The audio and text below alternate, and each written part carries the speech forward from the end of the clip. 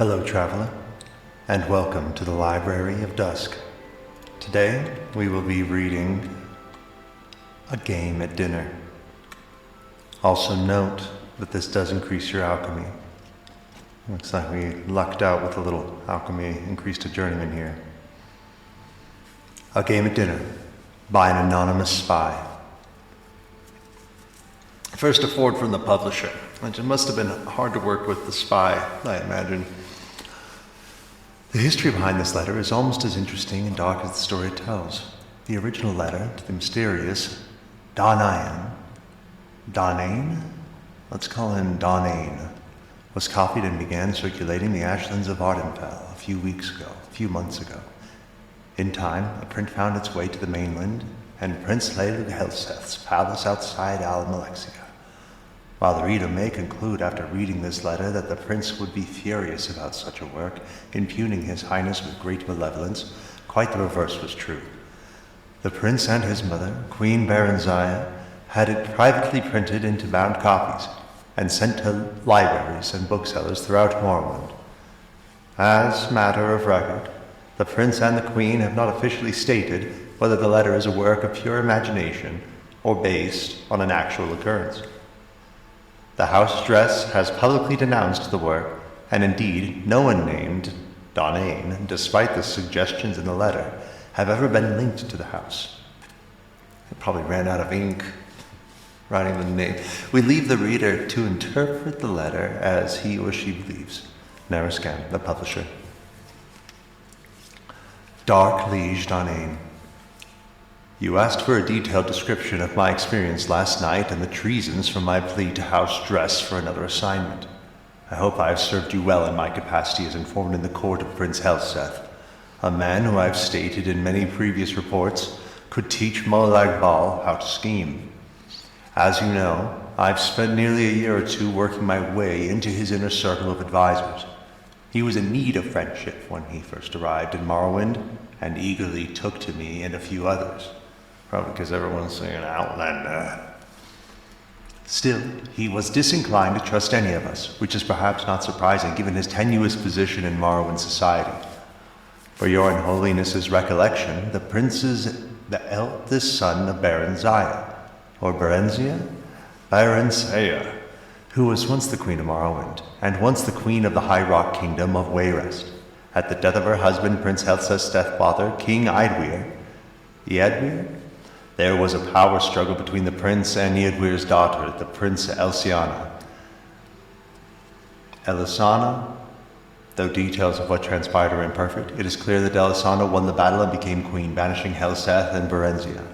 Berenziah's other child, Morgaiah, had already left court to marry and become queen of Somerset Isle, kingdom of Firsthold. Berenziah and Helseth. I've always liked Berenziah. I need to find something where there's it rhymes or something. Berenziah and Helseth crossed the continent and returned to Morrowind only last year. They were well received by Berenziah's uncle, our current king, Llailu Lathan, who had taken throne after Berenziah's abdication more than 40 years ago. Berenziah made it clear that she had no designs on reclaiming the throne, but merely to retire to her family estates. Helseth, as you know, had lingered in the royal court, and many have whispered that while he lost the throne of Wayrest, he does not intend to lose the throne of Morrowind at Lathan's death. I've kept your Unholiness informed on the prince's movements, meetings, and plots, as well as the names and characters of his other advisors. Well, hopefully they have easier names. As you may recall, I've often thought I was not the only spy in Helseth's court. I told you before that a particular Dunmer, counselor of Helseth, looked like a fellow I had seen in the company of Tholair Sarioni, the arch-canon of the Tribunal Temple. Another, a young nobleman, had been verified to visit the Imperial Fortress in Balmora. Of course, in their case, they might as well count on Helseth's own business, but I couldn't be certain. I had begun to think myself paranoid, as the prince himself, when I found myself doubting the sincere loyalty of the prince's chamberlain, Burgess, a Breton who had been in his employ since his days in the court of Wayrest. That in his background on last night. Yesterday morning I received a curt invitation to dine with the prince. Based only on my own paranoia, I dispatched one of my servants, who is a good and loyal servant of the house dress, to watch the palace and report back anything unusual. Just before dinner, he returned and told me what he had witnessed. A man, cloaked in rags, had been given an entrance into the palace, and had stayed there for some time. When he left, my servant saw his face beneath the cloak, an alchemist of infinite repute, said to be a leading supplier of exotic poisons. A fine observer, my servant also noticed that the alchemist entered the palace smelling of wickweed, bittergreen, and something alien and sweet. When he left, he was odorless. He had come to the same conclusion as I did. Shower. The prince had procured ingredients to prepare a poison. Bittergreen alone is deadly when eaten raw, but other ingredients suggested something far deeper. Forward learning. As your unholiness can doubtless imagine, I went to dinner that night prepared for any eventuality. All of Prince Helseth's other counselors were in attendance, and I noticed that all were slightly apprehensive. Of course, I imagined that I was in a nest of spies, and all knew of the prince's mysterious meetings. It is just as likely that some knew of the alchemist's visit, while others were simply concerned by the nature of the prince's invitation, and still others merely unconsciously adopted the tense disposition of their fellow, better-informed counselors. The prince, however, was in a fine mettle, and soon everyone relaxed and at ease. It's a metal. At 9, we were all ushered into his dining hall, where the feast had been laid out. And what a feast! Honeyed gore apples, fragrant stews, roasts and various blood sauces, and every variety of fish and fowl expertly and ostentatiously prepared. Crystal and gold, flagons of wine, flin, sheen, and matz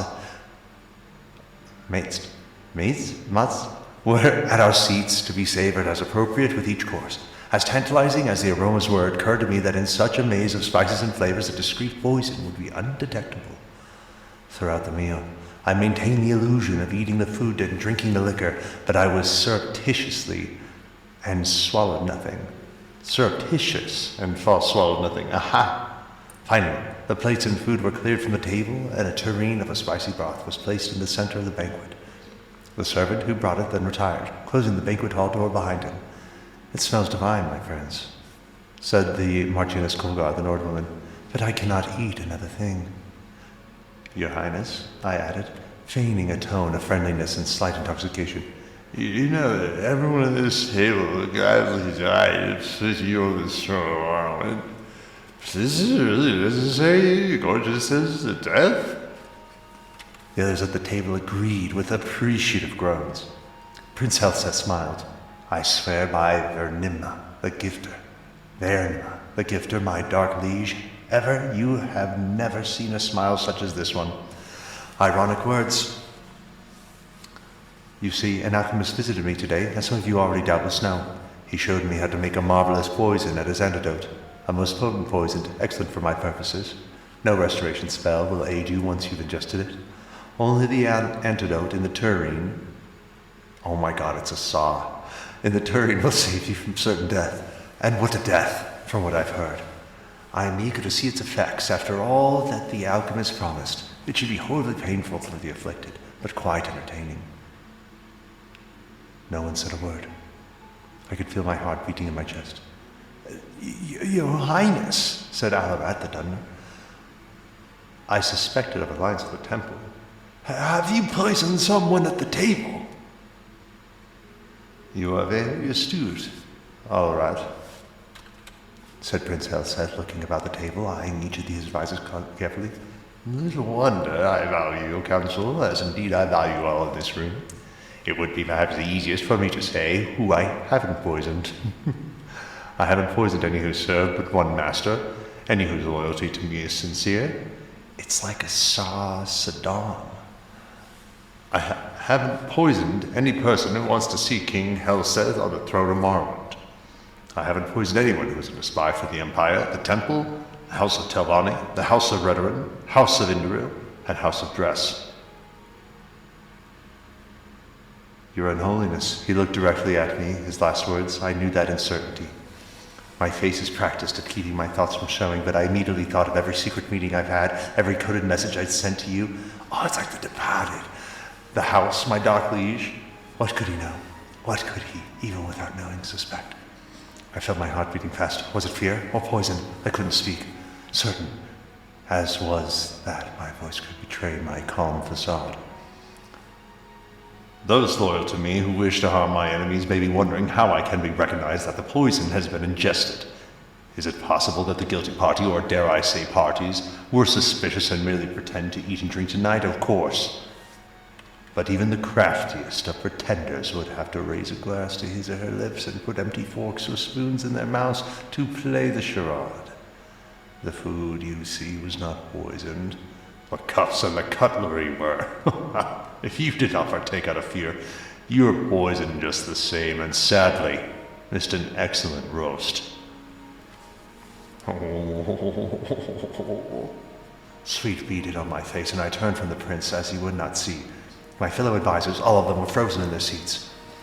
From Marcianus Colgar, white with fear, to Keva Ineb, visibly shaking, from the furrowed, angry brow of Alarat to the statue-like stare of Burgess.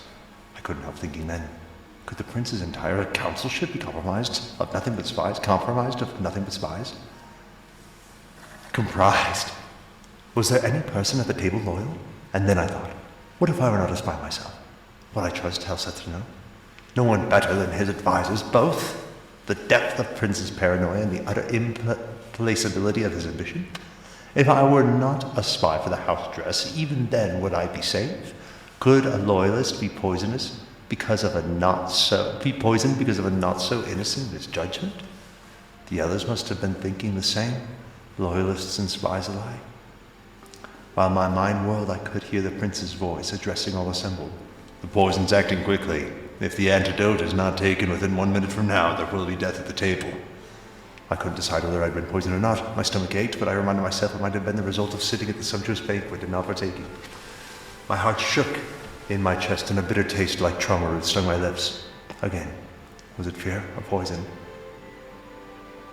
These are the last words you will hear if you are disloyal to me, said Prince Helseth, still smiling with a damned smile as he watched his advisors squirming in their seats.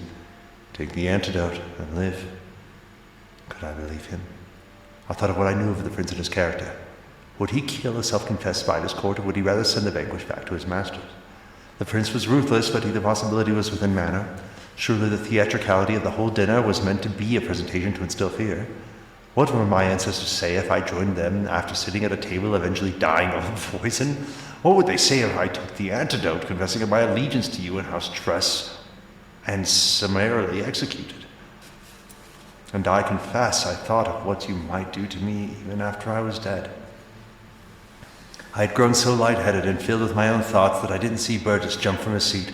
I was only suddenly aware that he had the tureen in his hands and was gulping down the liquid within. There were guards all around him, though I noticed none of them entering. Burgess, said Prince Helseth, smiling. You have spent some time at Ghostgate. House Redrin.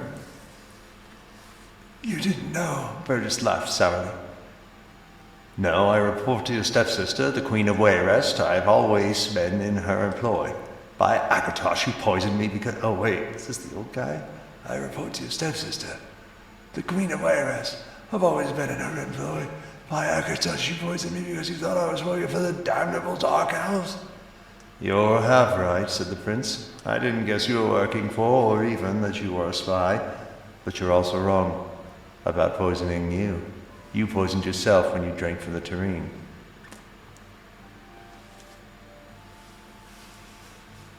Your Unholiness, you don't need to hear how Burgess died.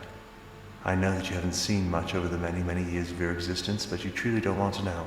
I wish I could erase the memory of his agonies from my own mind. The council was dismissed shortly thereafter. I do not know if Prince Helseth knows or suspects that I am to a spy. I do not know how many others last night, were as close as I was from drinking from the tureen before Burgess did. I only know that if the prince does not suspect me now, he will. I cannot win the games he mastered long ago at the court of Wayrest. And I beg of your Unholiness, my liege, Dwayne, to use your influence in the house dress and dismiss your loyal servant from this charge. Publisher's note. Of course, the anonymous writer's signature has not been on any reprint of the letter since the original. This has been a reading from the Library of Dusk. Thank you for joining me, travelers.